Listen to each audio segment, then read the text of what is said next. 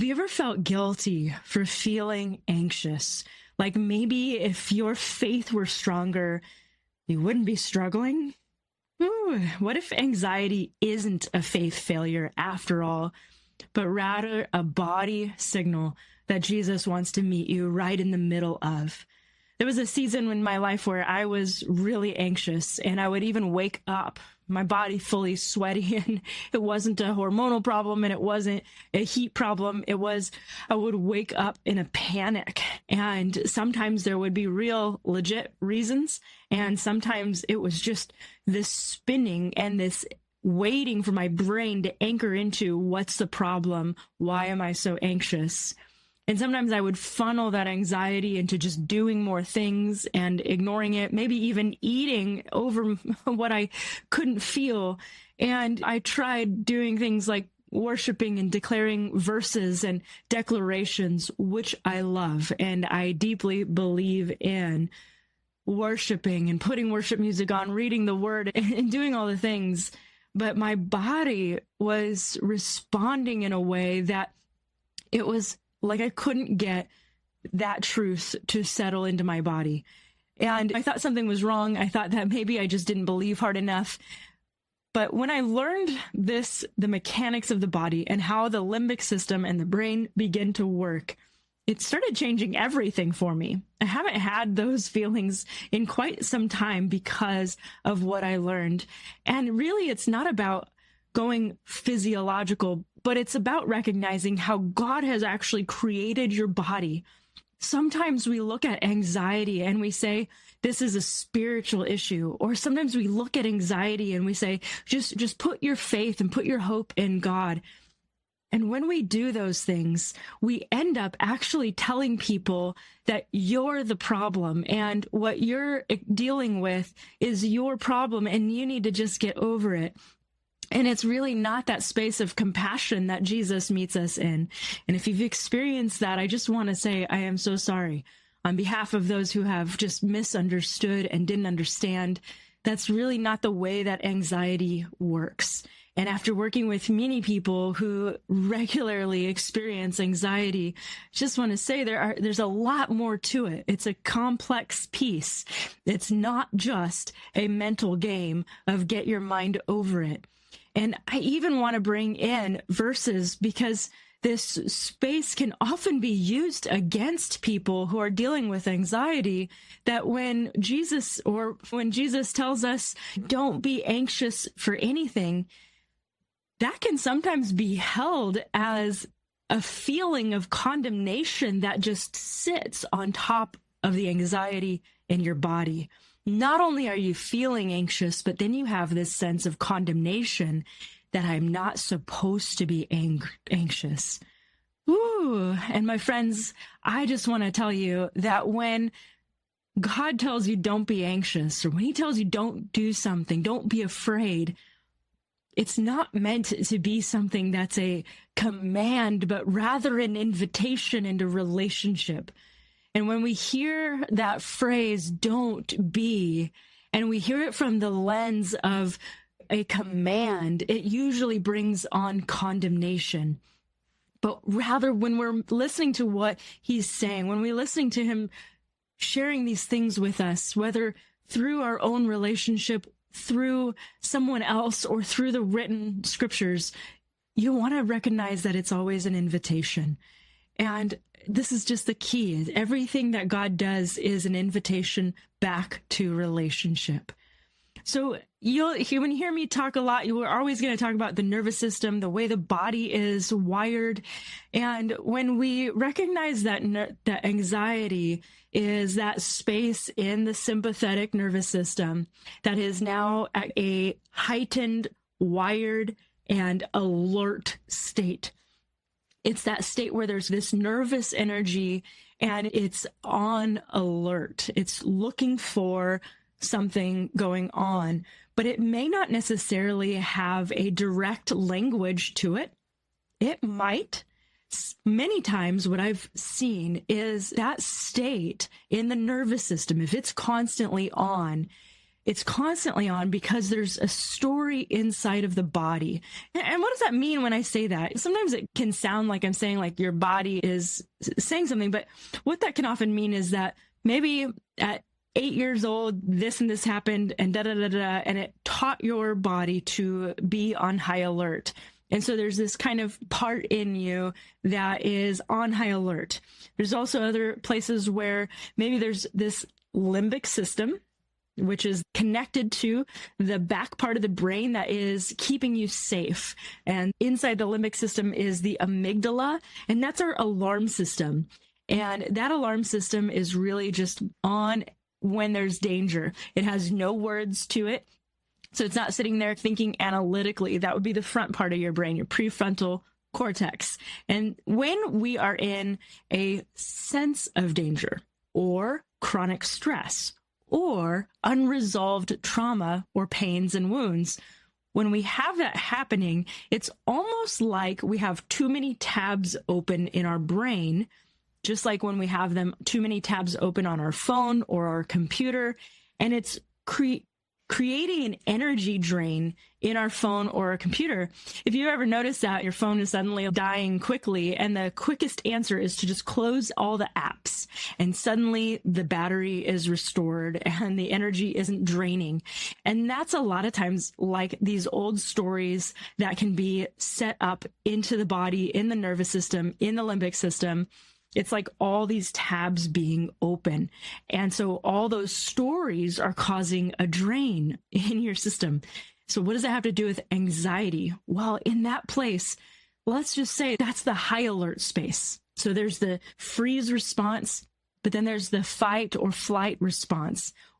There's also the fawn response, which can sometimes show up in anxiety, where I need to please them. I need to make sure that I'm okay. And most of that, you have to understand, is not done with the front part of the brain. It's not done with that ventral vagal state. It's not done in that calm state of, hey, I'm okay, and I wonder if everything's okay. It's done way back here without words, based off of old stories, based off of old systems. And these are things that are remaining online. And if we've been in a state of chronic stress, then what that does is it takes that autonomic nervous system and it keeps it stuck in overdrive. It's like trying to drive your car in fifth gear. Now, I did learn how to drive a stick shift. Many people don't know how to do that anymore. But if you try to drive a stick shift in fifth gear and going slow, it's going to rev that engine. It's not going to sound good, and it's not going to be good. Okay. And so when your nervous system gets stuck in overdrive, it hits that space where it's just, it's running and running and running, and it needs somewhere to go.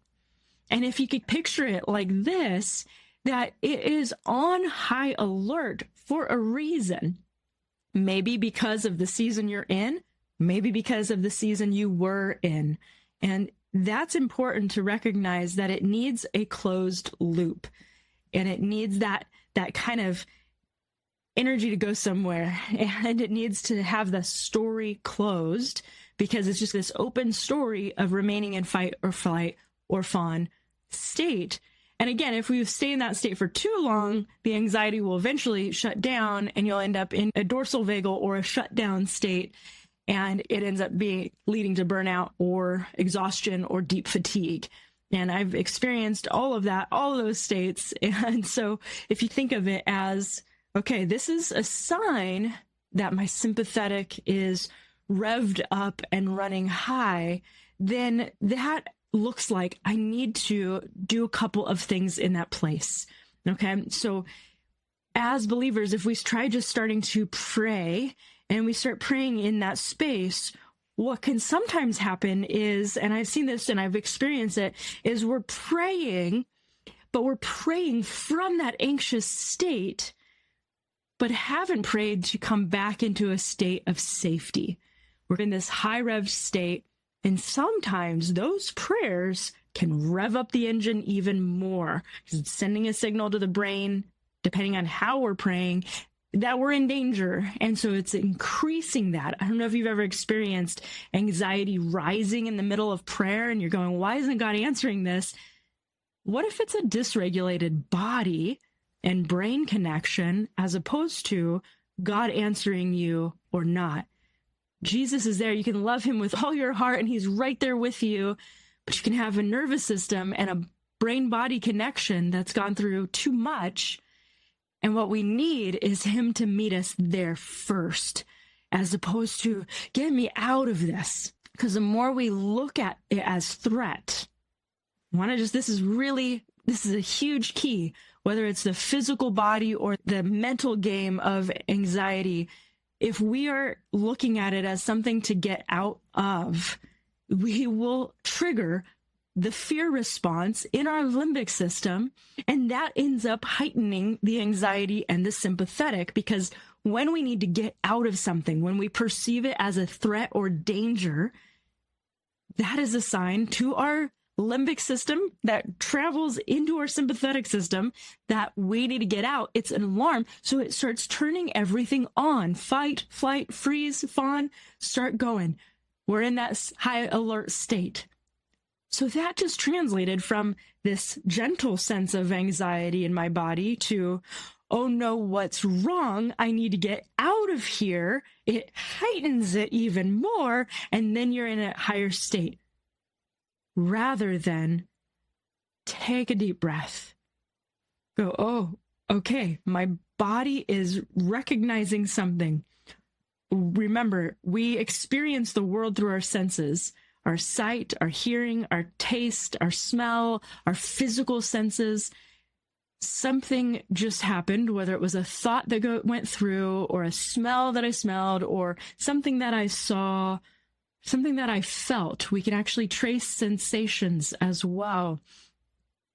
Something just triggered that response into my sympathetic. Let me pause and begin to create a little safety. And that's where doing maybe just a little bit of gentle tapping, putting the hand on the heart, sending that calming signal. Remember, tapping is helping to send a calming signal to the limbic system and to the nervous system, which are connected. And we want that signal to just start gently going through and going, I'm okay. What's my body saying? What is this signal saying right now? It's just a signal, okay? What if you could view it as it's not weakness, it's not a failure in faith, but it's a signal that your system is sending to you that something is on alert. And listen, it can even be something simple. Right? We remember Elijah in 1 Kings 19. He's in this place of, I want to give up on life. And God says, go take a nap, eat some food, drink some water, take a nap again, and then I'm going to help you get through that. Okay. So that space is sometimes practical, very, very practical. Does your body need some rest? Do you need some food and nourishment? And do you need some connection with other people? Do you need a little bit of breath and slowing down and pausing and asking, okay, let's send that safety signal. If God is with me right now, even the name Jesus is Emmanuel, right? It means God with us. He is with you in everything. He's right here with you. You're not looking for him to take you out of it. You're first looking for him to meet you in it.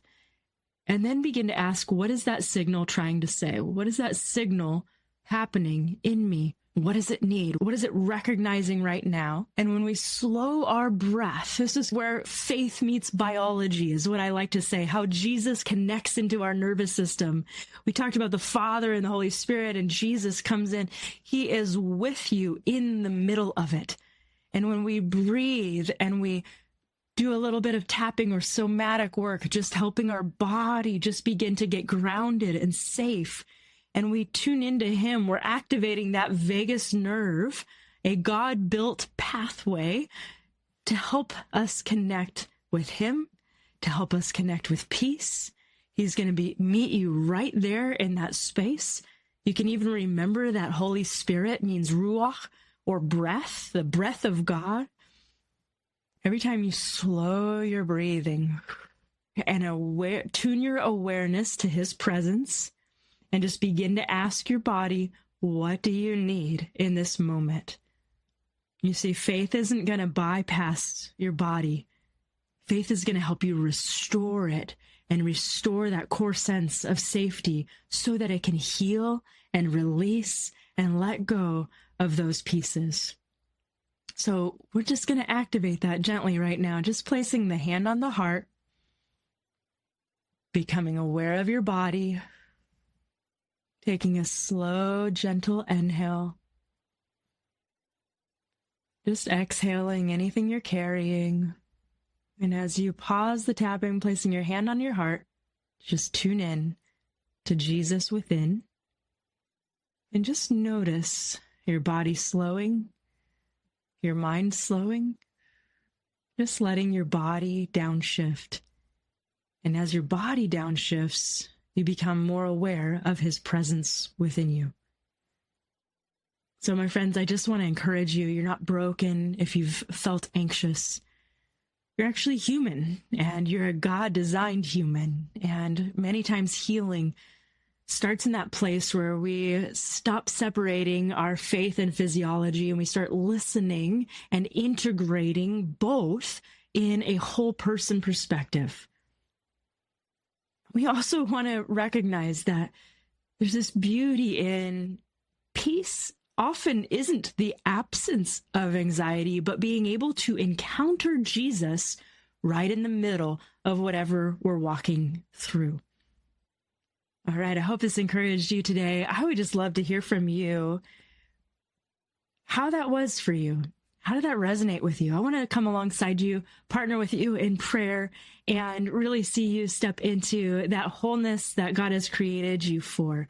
And I have a couple programs, of course, that will help walk you through that. And you can see that in the notes. But more than anything, I just want to bless you to experience God's peace in every single part of you.